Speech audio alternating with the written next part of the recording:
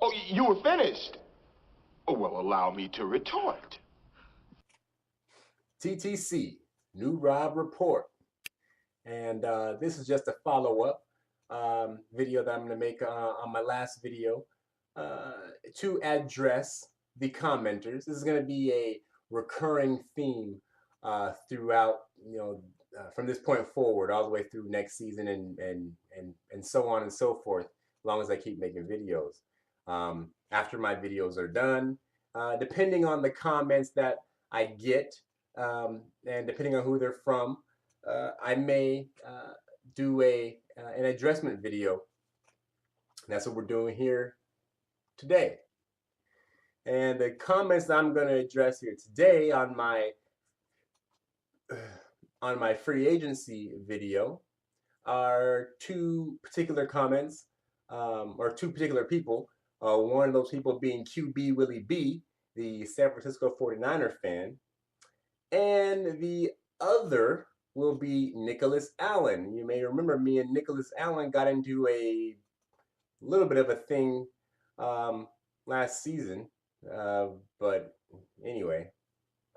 So first one I'll talk about is QBWILLIEB. Now, first off, QBWILLIEB, me and QBWILLIEB are cool.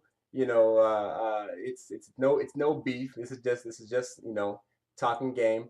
But I certainly don't agree with what you got to say, Willie B. So let's go ahead and take a look at QBWILLIEB's comments, and then I will go ahead and further elaborate, with your comments on my video. So let's look at his first comment. QBWILLIEB's first comment says, Rob, you know Seattle has a habit of signing free agents from other teams to big money contracts, and then they turn into trash. Matt Flynn, Sidney Rice, Percy bitch-ass Harvin, just to name a few. Tate was one of Russell Wilson's weapons and special teams return man. You don't resign Tate, fine, but who do you sign to replace his duties? Oh, some trash receiver from Jacksonville? And you laugh at us for signing Blaine Gabbert. And now you're desperate for Jared Allen. Please sign him so Cap and Gore will run right past his slow and old ass. Russell Wilson thinks he is Bo Jackson when Cap is grinding in Miami in the offseason. Win a ring and beat your ass. Seattle is doom when the season starts. First thing, every team at one point or another ends up signing somebody to a contract that doesn't pan out the way they hoped or the way they planned. That's just the nature of the business. It happens to everybody all the time. So that comment is, that kind of goes without saying. That's just an obvious one, right? Matt Flynn would be the only one out of your examples that I say really even falls into that category as not panning out. And it didn't really, shave any skin off the ass of the Seattle Seahawks. Yeah, we paid the guy to sit on the bench for a little bit, but hey, whatever. What do we get out of the deal? A Super Bowl ring, a Super Bowl winning quarterback.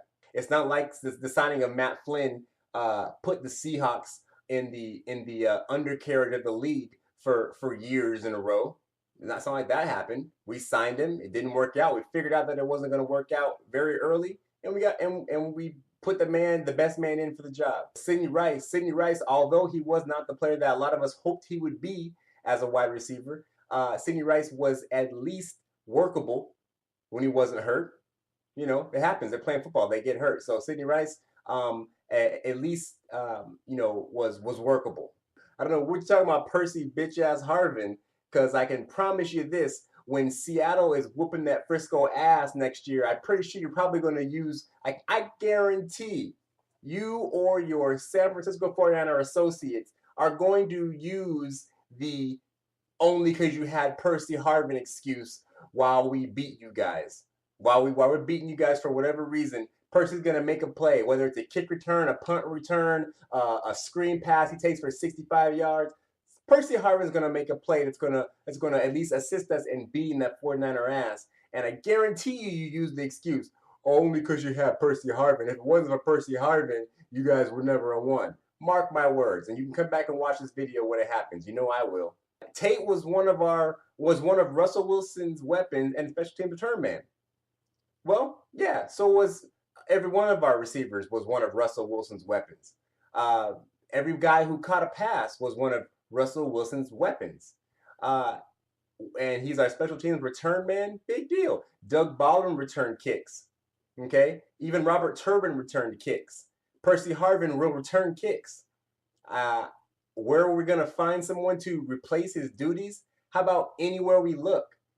Okay, the bottom line is Golden Tate, as I said in my video, is no superstar, at least not yet. It took Golden Tate 3 years, okay, to get to a point to where we even had him on the field on a regular occasion, okay? And it wasn't until this past year, his 4th year, that he became, the Golden Tate that he is. What do? We go and sign a trash receiver from Jacksonville? Yeah. We signed an unproven wide receiver who's already 2 years into his career. Okay? So at worst, he may be already in his 3rd year where Golden Tate started to play well. Okay, we're going to get him already in his 3rd year. And who knows what might happen. And yeah, we made fun of you for signing Blaine Gabbert. Blaine Gabbert sucks. Now we're desperate for Jared Allen. We're in the midst of the free agent signing period where teams leave, or players leave teams, and players go to new teams. Jared Allen was a free agent. We signed a free agent. I don't see where desperation plays into it at all. He's a free agent on the market. We signed him. Desperate? We had a hole that was left void because players that we had to get let go, and we filled it with someone. Where does desperation play a role in that at all? And yeah, we signed him. And so your place is ready for Cap and Gore to run by his slow and old ass. Well, Jared Allen is certainly still one of the most feared defensive ends in the league. And as far as being old, he's only 11 months older than Frank Gore. So if you're going to talk about dudes being old, I guess they're both going to be old and slow. Because Frank Gore, I guarantee you, ain't running too fast these days. Seattle is doomed. Well, you better start writing your words correctly if you're going to address me, brother, because I'm going to call you out. The word you're looking for is doomed, D-O-O-M-E-D. To QBWILLIEB's first comment, I went ahead and let him know how ridiculous his comments were. They just weren't quite on par. I said, LOL, everything you wrote was ridiculous. You don't really believe all the crap you just said. It all sounded pretty ridiculous to me. QBWILLIEB writes, Rob, as a hardcore Niner fan, I'm pissed at what organization has done in the offseason, bro. Seattle lost key components in the pass rush rotation, Red Bryant and Chris Clemens, a solid nickel corner, Walter Thurman, and Tate, who made big plays for your franchise. Harvin is your #1 wide receiver who can't take a hit, and please don't have him returning kicks. You cut Rice and now want to re-sign him. What the fuck? Team wants Jermichael Finley, can't stay healthy. Russell Wilson is tiny. He needs big targets to pass the ball. Example, Drew Brees, Jimmy Graham, Marcus Colston. Unless you stock up in draft, your team just got weaker. Please tell me if I'm lying. Hashtag, the truth hurts. Well, QBWILLIEB, you raise a lot of valid points once again.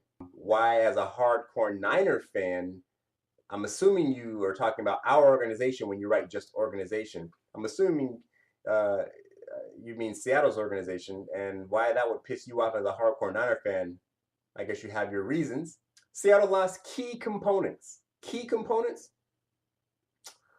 Well, I don't know if that's absolutely correct. And it's not your fault, QBWILLIEB. You're a 49er fan. The bulk of your focus should be on, burgundy and gold, or whatever your guys' colors are. It shouldn't be on the action green and the wolf gray and the navy blue. It shouldn't be on that. It should be on your 49ers. Because if you were a Seahawk fan, you would know that Red Bryant, first of all, wasn't a big pass rusher. Red Bryant was a run stopper, not a pass rusher. Okay? Didn't mean he didn't get sacks, but that's not what Red Bryant's specialty was. Red Bryant was our run stopper. All right. Chris Clemens, coming off an ACL injury the previous year, was not the man that he once was. Bottom line. So I don't even know if you call him a key component, especially that he's, like you said, in the rotation. If someone's a rotational player, he's very, very barely a key, if at all. And a solid nickel corner in Walter Thurman. Well, hey, you know what? You're right. Walter Thurman was a solid nickel corner. You know what else he was? He was a pothead, but that doesn't matter. He's also expendable for one reason more than any, and the only one that really matters, if you ask me, is that, and that goes with Chris Clemens and Red Bryant. Seattle is deep in the position. Okay, we have a gentleman on our defensive squad named Jeremy Lane, and Jeremy Lane will step in and take over where Walter Thurman has left off. Okay, trust me. Byron Maxwell and Jeremy Lane, and who else we ever get in free agency or in the draft, bro. Yeah, you act like it's all over today. Tate, who made big plays for our franchise. Yeah, you're right. Tate made big plays for our franchise. You're absolutely right. So did Doug Baldwin, right? So did Jermaine Kearse, right? So did Ricardo Lockett, right? So did Marshawn Lynch.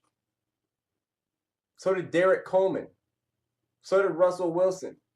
We all made big plays, bro. Taking away one player. Golden Tate is not the beginning and the end of the Seattle Seahawks offense. Come on now. Even you should know that, QBWILLIEB. We cut Rice and now want to re-sign him. Why not? Happens all the time. Players get cut and brought back for lesser amounts. That's nothing. There's nothing odd or strange or out of this world about that. He was making too much money. If he doesn't find the money someplace else, if he's willing, will come back for a lesser amount. He certainly will. He'll come back at a rate that more suggests what he's actually going to be used for and what more suggests his actual productivity on the team. Okay, we signed him. He was making more money than he deserved. Bottom line. Okay, so if he doesn't get that money somewhere else, he still wants a job. I promise you that. Jermichael Finley, which is spelled wrong. Jermichael is not his name. QBWILLIEB. You got to start getting this stuff right. Jermichael Finley, you're right. He's been hurt. Now, I think you're incorrect with Jermichael Finley not being able to stay healthy. I don't think Jermichael Finley is an injury-prone player. He is injured right now or coming off of a very serious injury. But I think you might want to double-check that. I don't know. And I could be wrong, but I don't think Jermichael Finley is an injury-prone player. But double-check that. If anything, Jermichael Finley drops passes. But he's definitely an offensive threat if he's healthy. And I don't think he's had health problems in the past. Russell Wilson is not the biggest dude, but he's certainly not tiny. He's short, but Russell Wilson is a pretty stocky brother. So, and he's, I don't know what, just because he's small, he needs somebody big to throw the ball to. Doesn't really make sense. He's done just fine without it. So why he needs a Jimmy Graham on the field all of a sudden? Hey, he's walking around with a ring on his finger, right? Without Jimmy Graham, right? Zach Miller was all the tight end he needed. Luke Wilson was all the tight end he needed, right? Doug Baldwin, Percy Harvin, and Golden Tate were all the wide receivers he needed to get a ring, bro. Now he needs Jimmy Graham because he's tiny? He might be tiny, but he's a tiny Super Bowl champion, bro. Unless we stock up in draft, our team just got weaker. Well, QBWILLIEB, you may have a point, but what any football fan should know is that is the perpetual motion of the NFL. The perpetual motion of the NFL is designed for the best teams to get weaker and the worst teams to get stronger. That's how they have parity in the league. That's why the team that wins the Super Bowl gets picked number 32 automatically. And the team with the worst record gets the number 1 pick. The bad teams are supposed to get better. The good teams are supposed to get worse. That's the whole point. So did we get weaker? I'm sure of it. And once we win the Super Bowl again next year, we'll probably get a little bit weaker somewhere in another line. Teams win Super Bowls. The players that won them those Super Bowls decided they need more money. In turn, we can't afford to pay them all. They go other places, making the other teams better, and we come back down, and it's a perpetual motion. This is what's made your 49ers the team they are today, just like it's made our Seahawks the team they are today. Remember, your 49ers were a pretty bad team for a good number of years in a row. Hashtag, the truth hurts. And then on to a more important one. Me and QBWILLIEB are cool. Me and him probably even going to end up watching either one of the 49ers Seahawks games together down here in San Diego this coming season. So me and QBWILLIEB, we cool. But Nicholas Allan, this is I find this the most ironic because I've gotten into it now with, well, I can't say I've gotten into it. I got into it with him once last year, but Nicholas Allan, doesn't share my opinion on things, but he seems to come across a little bit harsh with his responses. Maybe it's just me. Maybe I'm too sensitive. Maybe. But I just find it funny that I disagree so dramatically with a fellow 12th man. But anyway, let's go and take a look at Nicholas Allan's comments. Nicholas Allan writes, Rob, not to start a feud with you, which is, I'm sure he's going to say that because of the last time we disagreed, but you have no room telling Seattle fans not to be upset with Tate. Yes, I already knew we already lost Tate when we won the Super Bowl. What you don't get, so he's saying that I don't get, what you don't get is when he told everybody after the Seattle parade he doesn't want to play another team except Seattle. I guess he means with another team. He also said that Seattle will not pay him the big money, but he will take a Costco discount like what Michael Bennett did when he re-signed with the Seahawks for 4 years. If Tate kept his mouth shut, no 12s would be pissed at Tate. You get it now? But no, Tate can't keep his mouth shut, and I hope Lions will have to cut his ass in 2 years from now when I hope Niners have to cut his ass in 2 years from now when they find out he's mediocre wide receiver at best. All right, Nicholas Allan. Again, you guys just writing shorthand? Is it really that hard to? I mean, I write shorthand, but at least the words, the grammar is still accurate. Anyway, Nicholas Allan. Hey, not to start a feud, just addressing the comment. But I think I have plenty of room telling Seattle fans not to be upset. Even if Golden Tate went on TV and blew his nose with a Seahawk T-shirt, dude, look, okay, that's a little extreme. But my point is, the man is doing what the man has to do for him and his family. Bottom line, fuck that at the parade he said he didn't want to play for another team. Look. And first of all, you say you knew he was gone after we won the Super Bowl. So then why do you even care? If you knew he was gone anyway, then what does it even matter?